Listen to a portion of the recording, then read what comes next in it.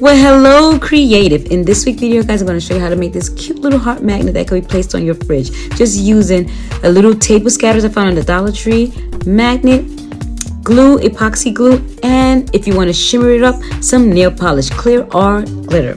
Here we have it, guys, so let's get started. See you in the video, guys.